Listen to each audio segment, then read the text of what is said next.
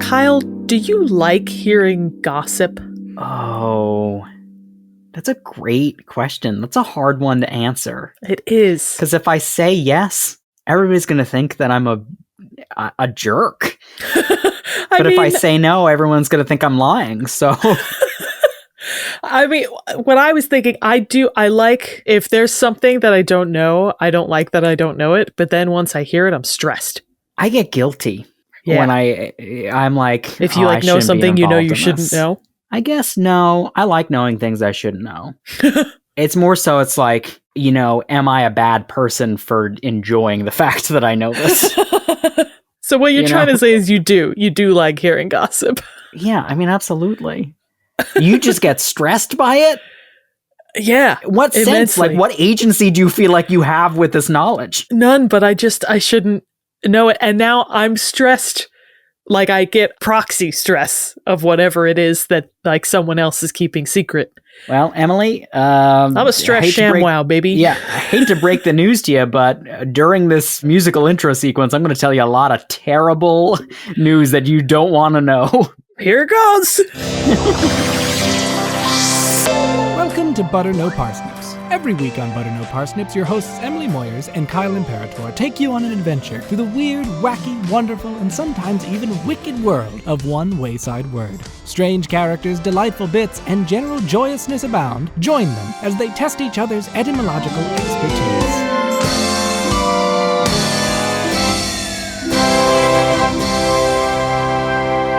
And then in about 10 minutes, everybody in the world is going to die.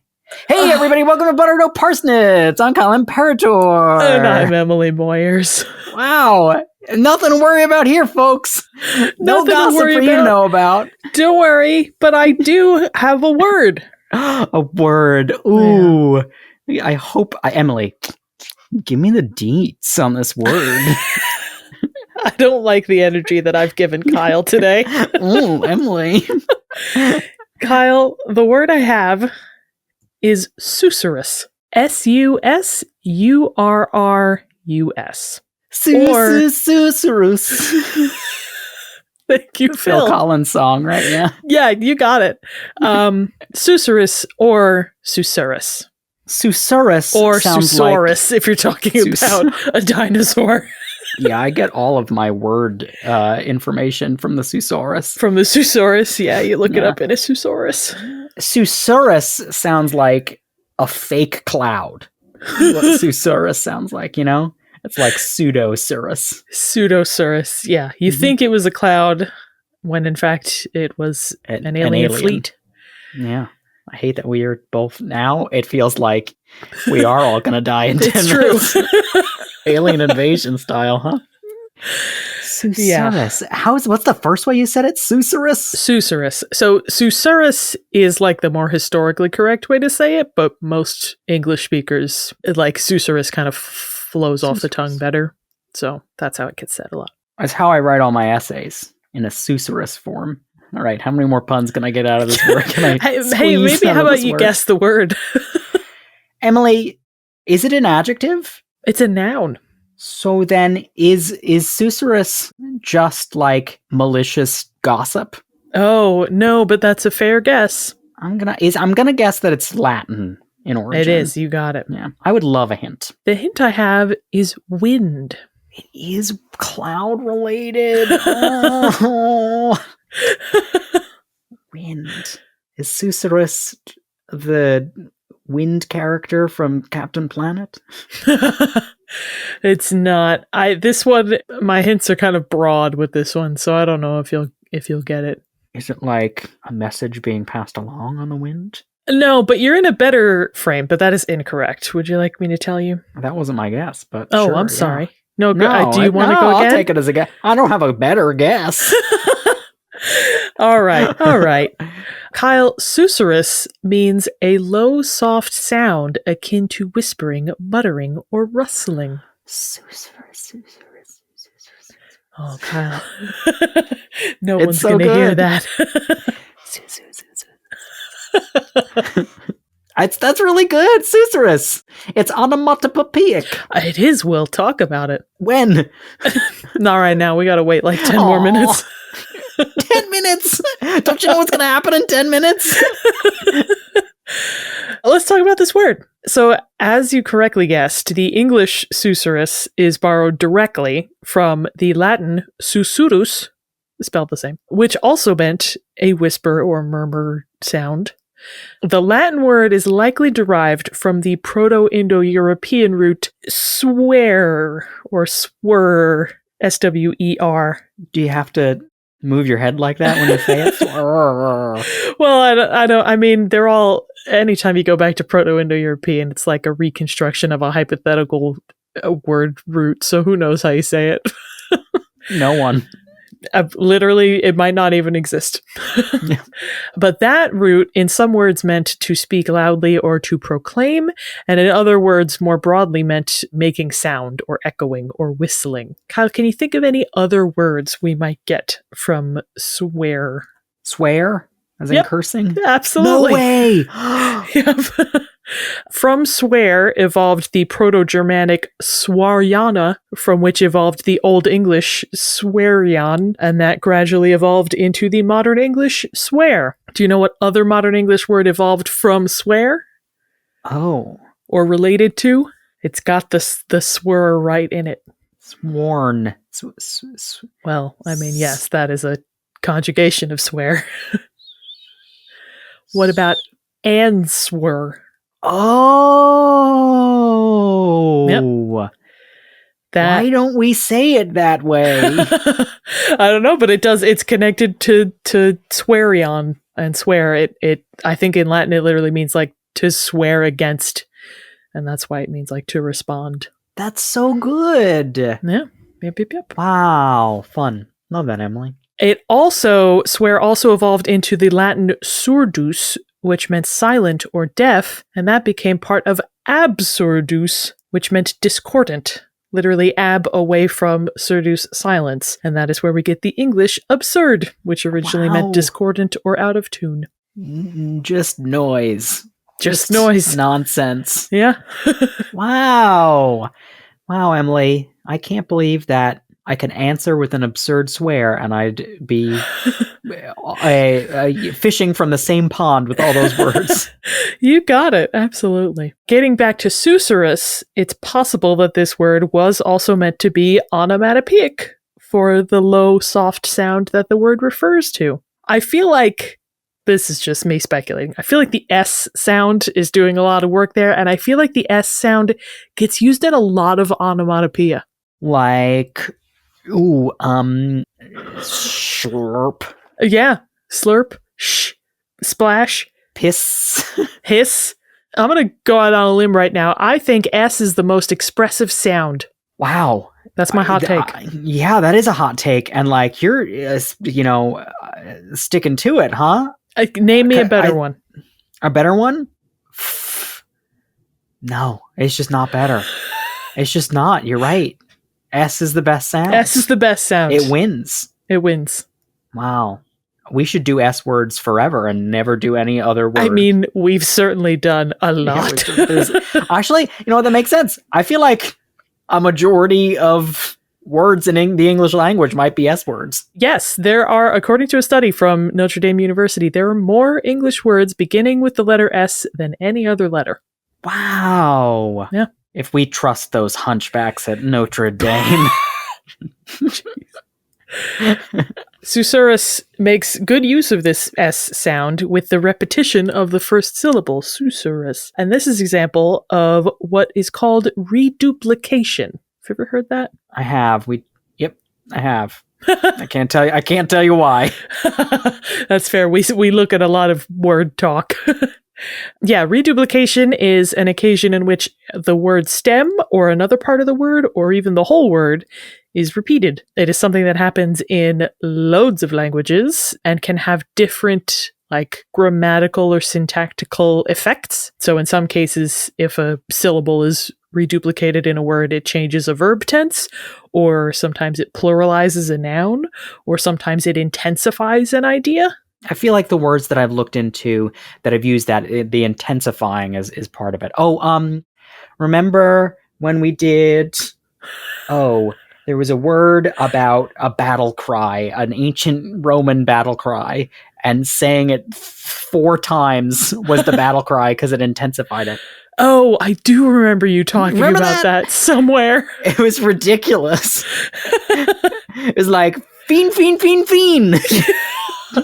Like, okay, you gotta say it 4 times, huh? Yes. And actually, English sometimes uses reduplication as an intensifier. You might ask, do you like them or do you like them? Oh, do you like them? Saying it twice means it's stronger. Yeah. Wow. That's so good. Now I want to think of all the other times that we do that. Or just find ways that I can make things more intense by doing that. You know? For the most part, reduplication appears in English as like whole words repeated or as hyphenated, the whole word repeated. Sure. And we'll talk more about that later. I couldn't find many instances of English words repeating a syllable within a word. Sure. I don't know if any like spring to mind for you. Yeah. Yeah. Only one but it'll be the next word that we cover on the podcast. So the only one I could think of besides Susurrus was murmur, which I thought was funny because it's sort of a similar thing. It's has a similar meaning, and I think is similarly onomatopoeic. Yeah, murmur. That's a really good one. And I feel like that's like if you're pretending to murmur, then you just like murmur, because it works as self-referential. Yeah, I feel like there are a lot of good words like that. I feel like we need to corral them all together and make like a poem that just has those words. Just has little onomatopoeia words like that. And we can put Susurrus in it. We can put Susurrus in it. Speaking of quotes with Susurrus in it, a lot of the ones that I found, quotes using this word, both in classical Latin and in modern English, are poetical in nature. In the case of the Latin quotes, I suspect it may just be the fact that like a lot of the texts we have from ancient Rome are poetry. Those are just what has survived. Because this was just a word in Latin. This was just a word people used. Right. And when we translated it, we were just like, I don't know. It just means what it means. Yes, but it is a very expressive word, so I think it lends itself to poetic use in both languages. In some cases, Susurrus has been used to refer to literal whispering sounds. I have a quote from the Roman poet Ovid. Do you know his famous work, Kyle? His famous work is, he wrote that witch's book. That witch's book. Coming to Barnes & Noble this summer, that witch's book. Avi, who's that like young adult novelist? No idea what you're talking about. You're for the birds. Ovid's... Witches? No, what am I thinking of? I don't even know. Wait. I'm thinking of Roald Dahl. Thinking of Roald Dahl, everybody, not Avi. What is the Avi book that I'm thinking of? Maybe it is Poppy. Can I talk about Ovid, though? No.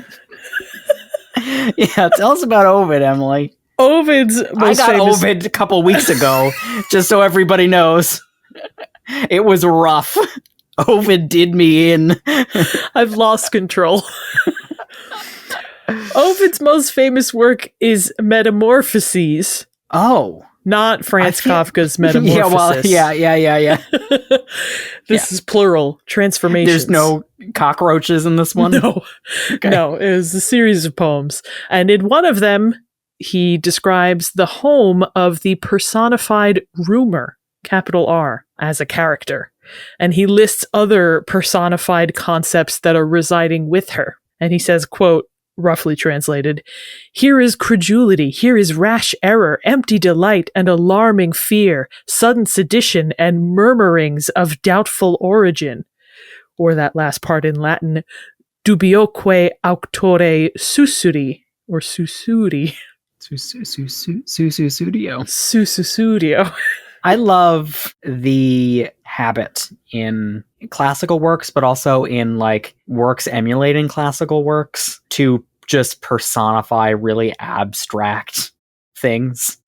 Yeah, and it's yeah, just like, it makes it feel so much more real that I can just be sitting in a room with rumor, you know? yeah.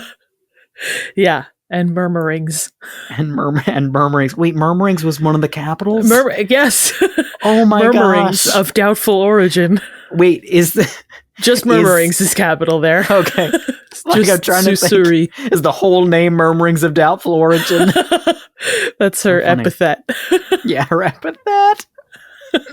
I have another more modern quote from an English novel, Walter Besant's 1888 Catherine Regina. Oh, I think it's one of those like Victorian governess love stories. sounds like superstar Mary Catherine Gallagher, like a Christian girls' school. Catherine Regina. Well, I think it might be supposed to be said Catherine Regina, like Queen. Oh, like You know what I mean. Catherine, the Empress Catherine. Yeah, like that kind of a vibe, I assume. Gotcha. Yeah. Gotcha. Yeah, I think it's one of those like gothic love stories kind of a vibe. At one point, the author is describing an uncharacteristically quiet group of girls, and he says, quote, "In most assemblies of girls, there will be heard a susurrus of universal chatter." So good. Because it immediately paints a sound picture. I can see it, I can hear it, Yeah. and it's true. Yeah. So those are cases where susurrus is referring to literally whispering. But as we said at the top, susurrus could also extend to mean a sound like whispering or muttering. Mm-hmm. So I have another quote here from Roman poet Virgil. Do you know his most famous work? Virgil. One of the epics. Oh, Virgil's Aeneid. Yeah, you got it. That is not what I have a quote from. He also wrote this. I know, but I wanted to connect it to something people have heard of. Fake out. In addition to the Aeneid, Virgil also wrote these pastoral poems called the eclogues. Oh, yes. Have you heard of these? They're one of the people that we talked about on the podcast, and I know this is vague, I want to say it was like one of the like translators that we talked about.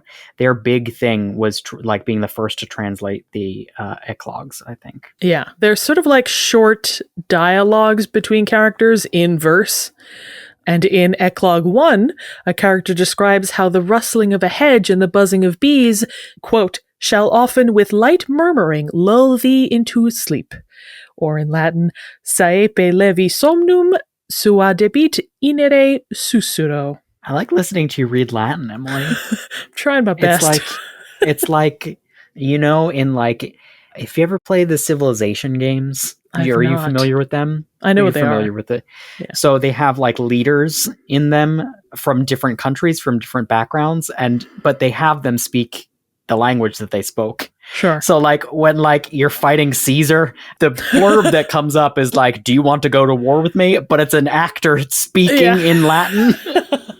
That's what I feel like I'm getting from you. You're in my little blurb, and do I go to war with you? Are we partnering? Is there commerce? All I know is there's murmuring. I'm just lulling you to sleep with light murmuring. I have another English quote from Henry Wadsworth Longfellow. Love him. In his 1847 poem Evangeline, the speaker comes across a group of Jesuit Christians praying under an oak tree and says, quote, "This was their rural chapel. Aloft through the intricate arches of its aerial roof arose the chant of their vespers, mingling its notes with the soft susurrus and sighs of the branches." Wow. What a beautiful sentence. Truly beautiful. I was like, wow, I gotta read more Longfellow. He's a long fellow. He's a long fellow. You gotta read, I mean, there's a lot to learn. Lengthwise, like he was 9 feet tall. He was 9 feet long, Stretched. Emily. He was, like a hot dog. You just kind of could put him in a bun. He was so thin. That's right. So Kyle, Susurrus had a myriad of forms in various parts of speech, besides just the noun susurrus. Some of these are borrowed from different forms of Latin. As I'm sure you've noticed, Kyle, classical Latin words tend to have a million conjugations and forms. I just don't get it. I need to take a Latin class because I don't know if it would help. For instance, in addition to susurrus, there was another noun, susurratio, which came to English as susurration. According to the OED, susurration was used as early as the 1400s, while susurrus first appeared in English 400 years later. what is susurration? Like the act of doing? Yes, so it looks like susurratio meant something more like the act of whispering, whereas susurrus is the sound of whispering. And susurration in its earliest use in English often meant whispering in a malicious or gossiping way. Oh, susurration. Like susurration in hallways. Yeah, the most evil places. Well, like a gossipy place. The other Latin form of note here was the verb susurrare, or to whisper. That came to English as susurrate, or more rarely just as susur. Susurr. Like murmur. Like Susur. murmur. Susur is good. Yeah, it's fun. Didn't get much use, but it's succinct. But listen, we've got another 10 minutes. I think we've extended our time, so let's make good use of that 10 minutes for susur. Hold on, because there are all the other words that formed in English when, like, some guy in the 1800s would just append whatever suffix he decided to use in the moment. The only one of those Susurriliate. The only one of those that got some wider use was the adjective susurrus, which is the same but with an OUS instead of just US. Oh, sure. And that meant like a whisper or full of whispering. If you like Susurrus. describe a place as susurrus. But there were also adjectives susurrunt, ANT, and susurrent, ENT, the gerund noun susurring, whispering, and the adverb susurringly, meaning in a whisper. Susurringly. Yeah.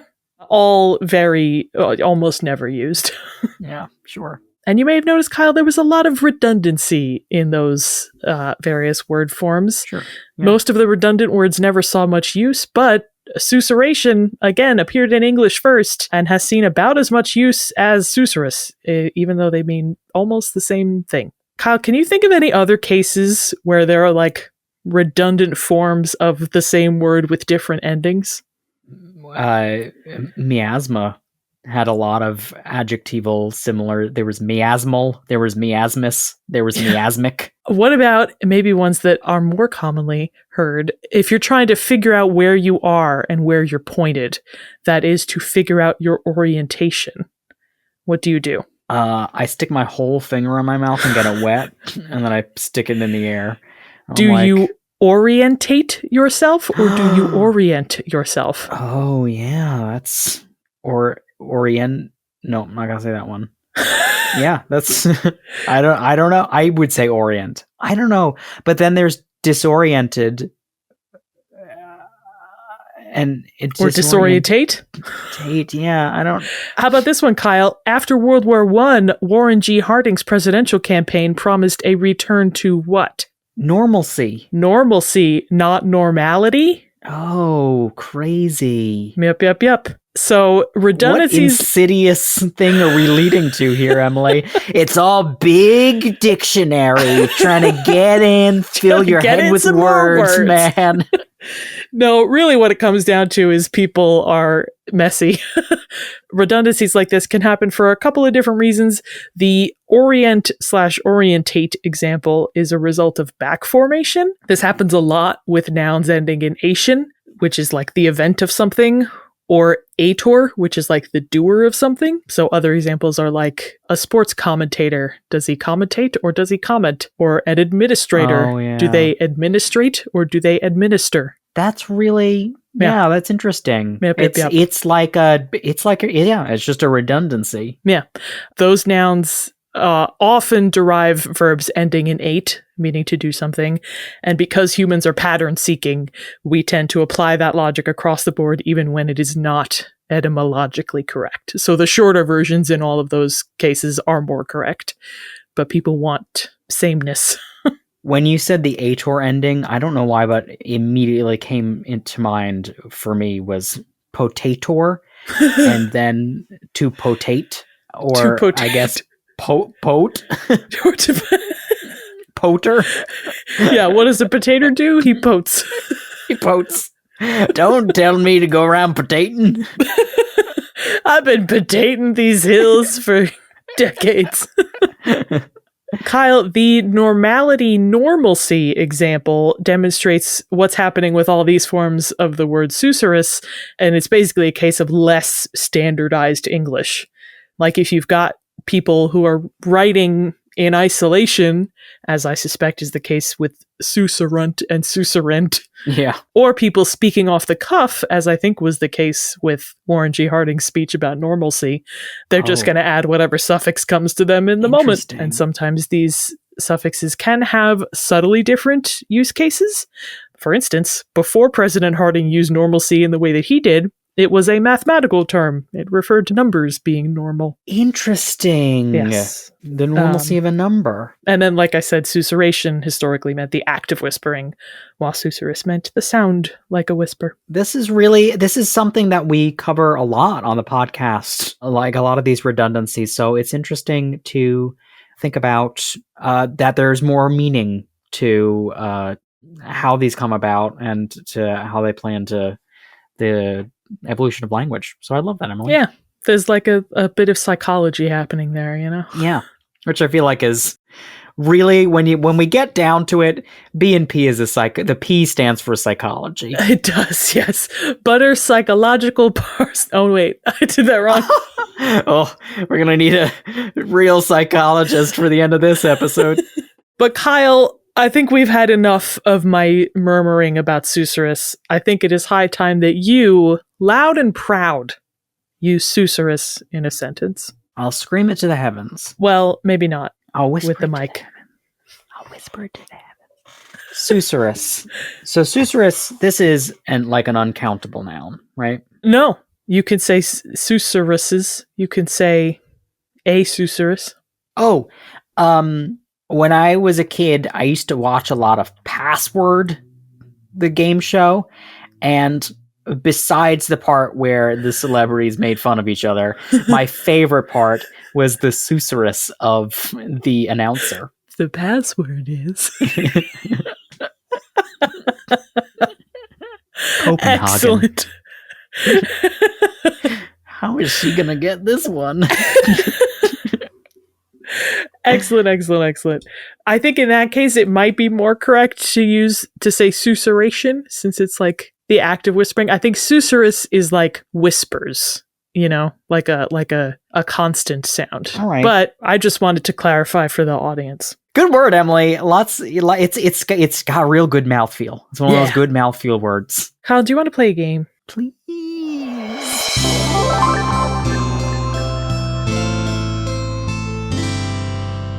Kyle, your game today is called, let me repeat that. So we talked earlier about reduplication and how in English it often appears in hyphenated words. And there are different types that come up. So we're going to go through those types and I will hint at an example of each and you will guess the example word that I'm trying to hint you at. Okay. All right. You'll get it once I say it. Mm-hmm. First one I got.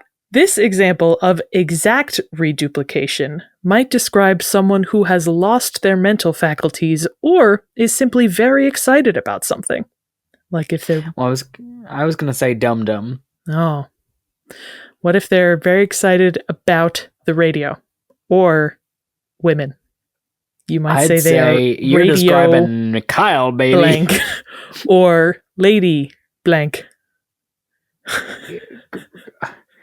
Radio what? Radio blank? Radio blank or Radiohead. lady blank.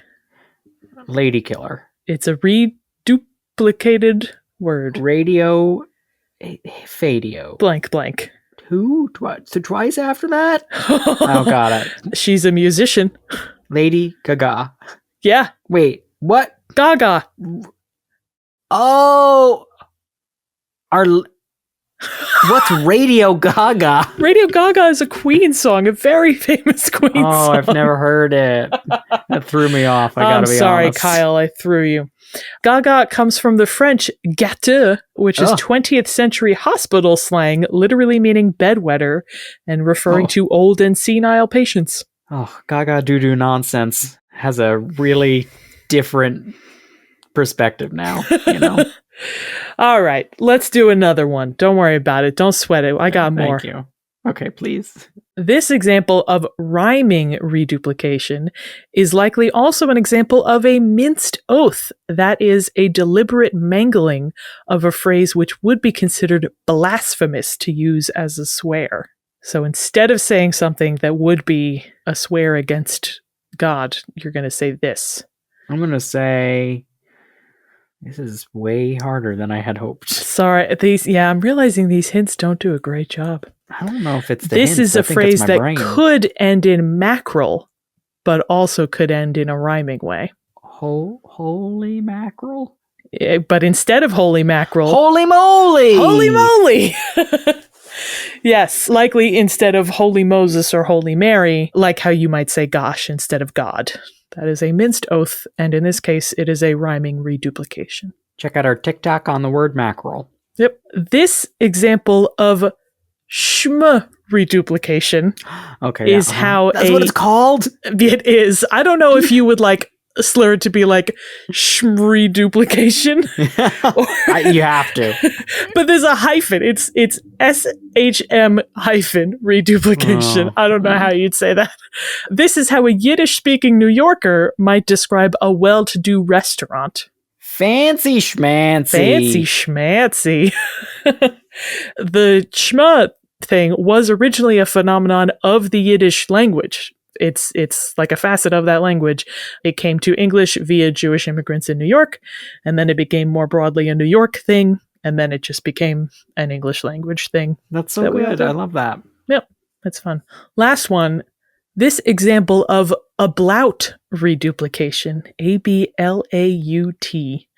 might refer to the sound of rain, or perhaps the sound of little feet.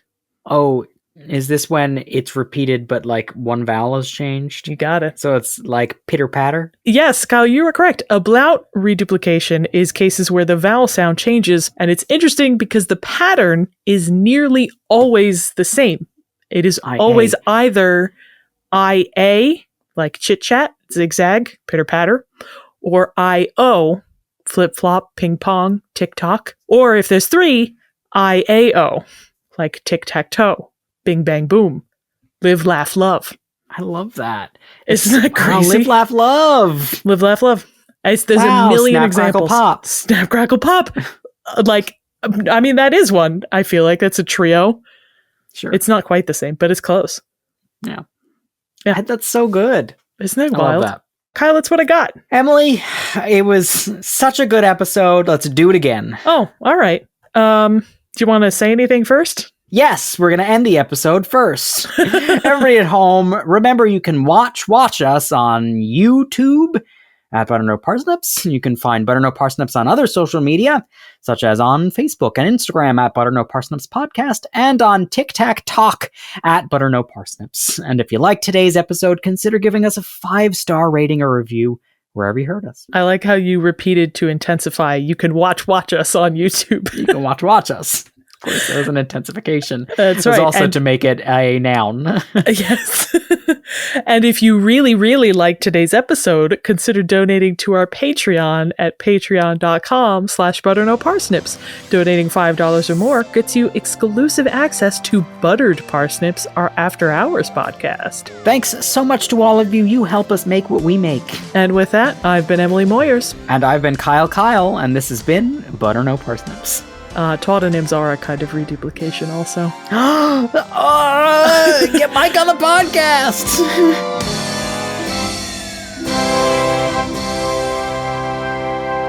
Butternut Parsnips is produced by Seth Glicksman, Kyle Imperator, and myself, Emily Moyers. The main and accompanying themes were composed by Kyle Imperator.